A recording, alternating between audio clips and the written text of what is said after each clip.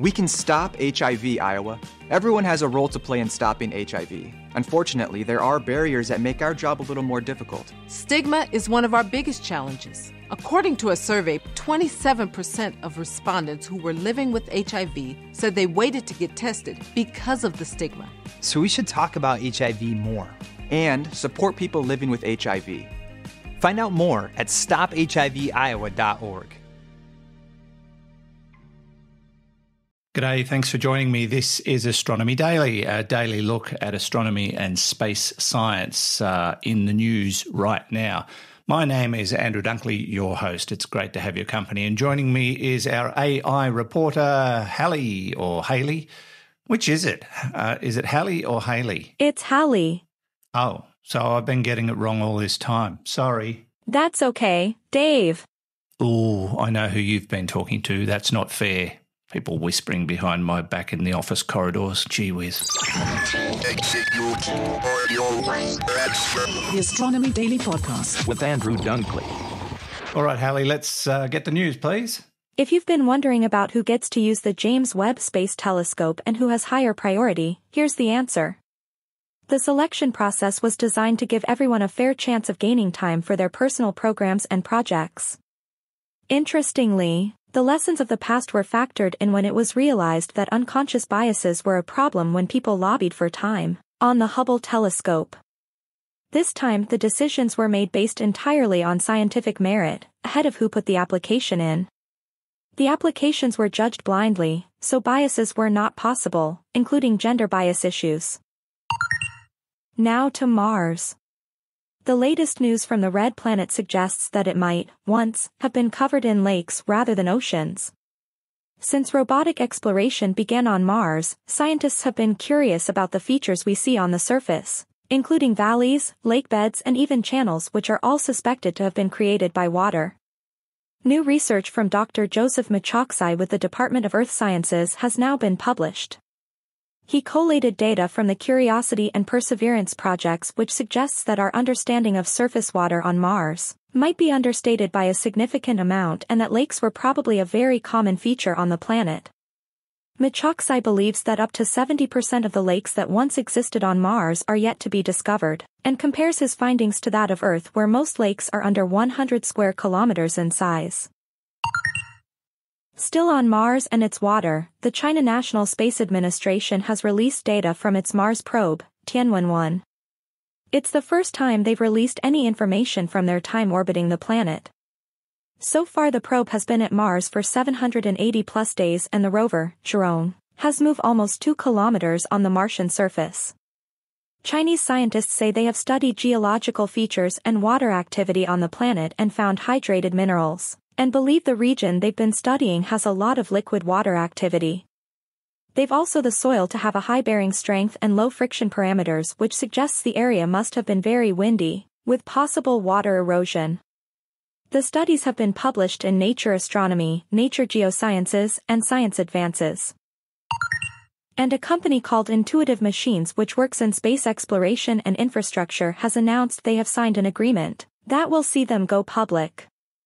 It's been 9 years since the company was established, and with the United States heavily committed to space exploration, companies like Intuitive Machines stand to profit from the services they offer. With a forecast annual revenue of over $100 million this year, listing on the NASDAQ is the next move in the company's evolution. And they probably won't be the last one to make the move. And that's the news, Andrew. Yeah, that's fascinating. And yes, I think you're right. I think quite a few companies that work exclusively in the area of space will probably start popping up at a rate of knots, let's say. Thanks, Halley.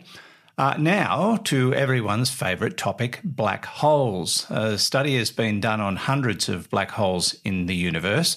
This comes from astrophysicists at Yale University. They use data from the SWIFT satellite as well as ground-based telescopes, which they called the BASS project. That's BASS in bold letters, BASS being the BAT-AGN spectroscopic survey. They collected data from around 850 supermassive black holes that are locally active.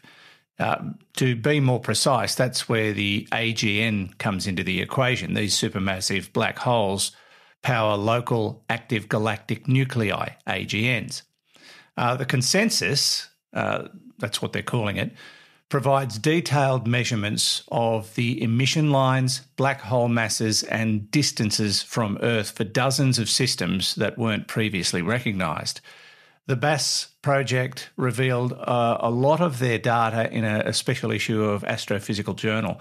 For the record, supermassive black holes have masses that are between 1 million and billions of times the mass of our own sun. It's also been revealed that less than 10% of these black holes are actively growing. That's a relief. Now, the University of Colorado recently played host to hundreds of space executives and nearly 200 companies that work in the space field. And they were there to hear from the US Space Force, and the topic was space domain awareness.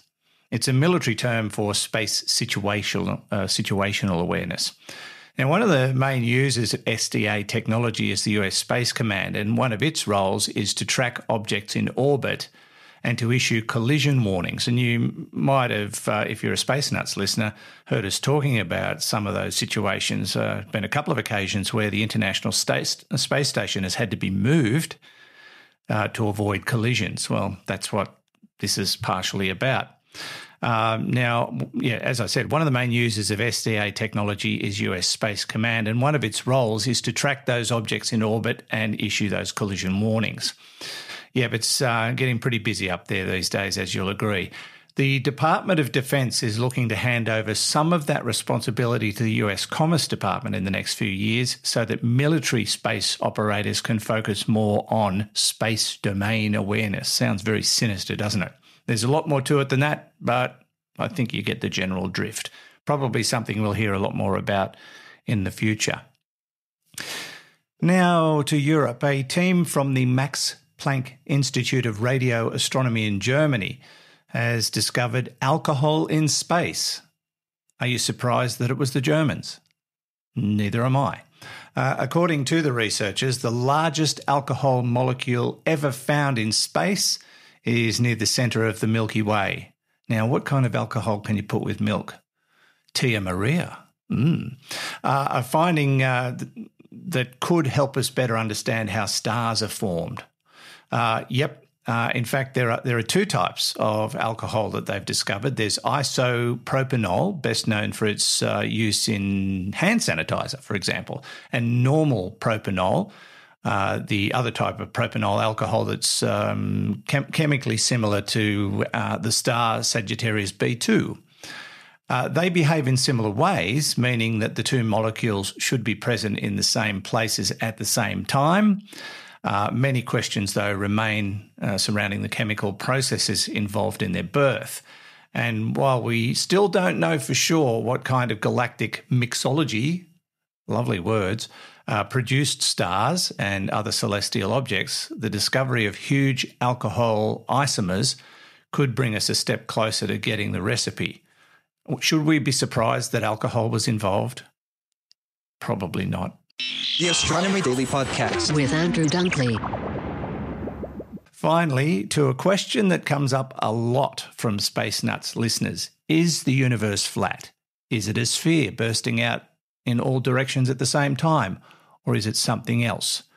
Well, new research suggests, not confirmed, but suggests it's more like a donut. Scientists in Europe say our universe may not be expanding outwards in all directions at all. Instead, it may be rolled around itself like a gigantic cosmic donut. And while the idea hasn't been definitely proven, it does present some interesting implications for the structure, behaviour, and ultimate fate of our universe. If the donut universe hypothesis proves to be true, it would mean two things. A multiply connected universe means that the cosmos is finite and smaller than expected. And here's the cruncher. It would also mean that our universe is doomed to collapse in on itself rather than expand indefinitely outwards. Let's hope they're wrong. We're just about finished. You got anything else, Halley? Oh, sorry, Halley? Yes, Andrew, it's Get Ready Day today. Is it? It's a public awareness day for people to get ready for natural disasters. People can find out more at the Get Ready website. It was created about 15 years ago to help people get more proactive about protecting themselves and their property in times of disaster or a crisis like COVID-19. Well, there you go. I wasn't ready for that. Thanks for letting us know. And yeah, probably a good idea, especially now that the Northern Hemisphere is headed into spring and summer. That will bring about a lot of areas facing storm seasons, hurricanes, typhoons, that kind of thing. We're kind of coming out of it, but we, in our part of the world, are facing another wet summer and the potential for flooding. I'm told the Indian Ocean dipole is super duper active at the moment, so there's another factor for us to consider here. So yeah, Get Ready Day. What a good idea. Thanks, Halley. We'll talk to you soon. Okay, Dave. Oops, I mean Andrew.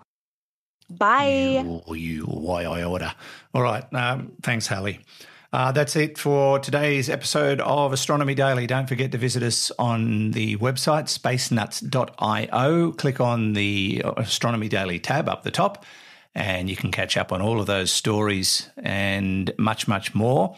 And don't forget to subscribe to the free newsletter while you're there, so it pops into your inbox on a regular basis. And please leave your reviews. We love to know what you think of Astronomy Daily. And thanks to everybody who's logged onto it so very, very quickly. We have moved up the rankings so very fast. So much appreciated. Anyway, that's it for today. Thanks for joining us. We'll catch you next time. This is Andrew Dunkley for Astronomy Daily. The Astronomy Daily podcast with Andrew Dunkley.